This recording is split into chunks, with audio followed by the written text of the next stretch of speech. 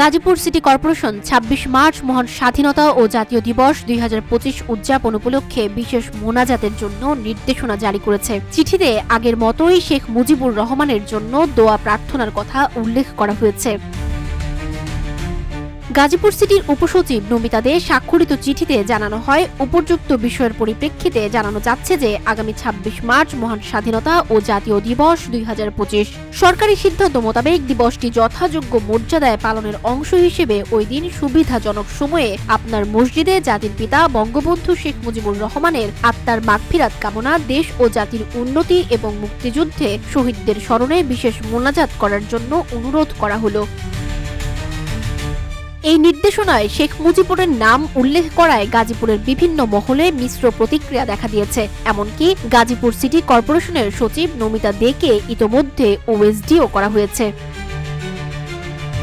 জানতে চাইলে নমিতা দে বলেন, পূর্বের চিঠি কপি করার কারণে এমন হয়েছে, বিষয়টি মানবিক ভুল, ক্ষমাসুন্দর দৃষ্টিতে দেখার অনুরোধও জানিয়েছেন তিনি। একটা চিঠি টাইপিং মিস্টেক, গতবারের চিঠি কপি পেস্ট করতে গিয়ে সম্ভবত টাইপিং মিস্টেক হয়ে গেছিলো, পরে আমরা দেখার সাথে সাথে 10 মিনিটের মধ্যে এটা আবার সংশোধন করে দিয়ে দিছি।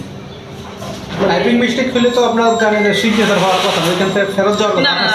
সিগনেচার হয়ে গেছিল, পরে যখন আমাদের নজরে পড়ছে তখনই আমরা এটা চেঞ্জ করি। আপনি কি সিগনেচার দেওয়ার সময় খেয়াল করেন না বা পড়েন না? 8টা-10টা চিঠি একসাথে ছিল তো, এই জন্য হচ্ছে কি প্রথম একটা দেখছি ঠিকঠাক আছে, পরে এসে একটু একটা মিটিংয়ে ছিলাম, অন্য থেকে চিঠিটা স্বাক্ষর করেছে, সেজন্য হচ্ছে দ্রুততার সময় দিয়ে দিছে আর কি। এই জন্য একটা চিঠিটা ইস্যু করছেন, সংশোধন হয়েছে ওই সময় সংশোধন হয়ে গেছে, ইস্যু করা হয়নি, চিঠি ইস্যু করা হয়নি, জাস্ট স্বাক্ষর হয়েছিল কিন্তু ইস্যু করা হয়নি।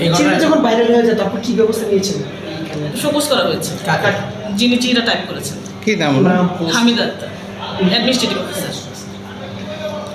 কবে শোকজ করছেন?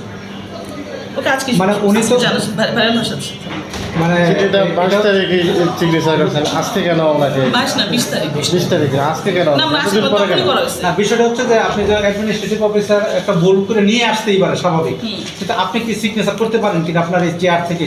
এটা না দেখে সিগনেচার করার কি দায় আপনার এড়ায় না? মানে আপনি কি দায় এড়াইতে পারেন? ড্রাইভারটা আপনার উপরে কিনা? সে তো ভুল লেখা নিয়ে আসতে পারে, তার স্বাভাবিক ব্যাপার, তার যোগ্যতার আপনার যোগ্যতা এক না, কিন্তু আপনি কি দায় এড়াইতে পারেন কিনা?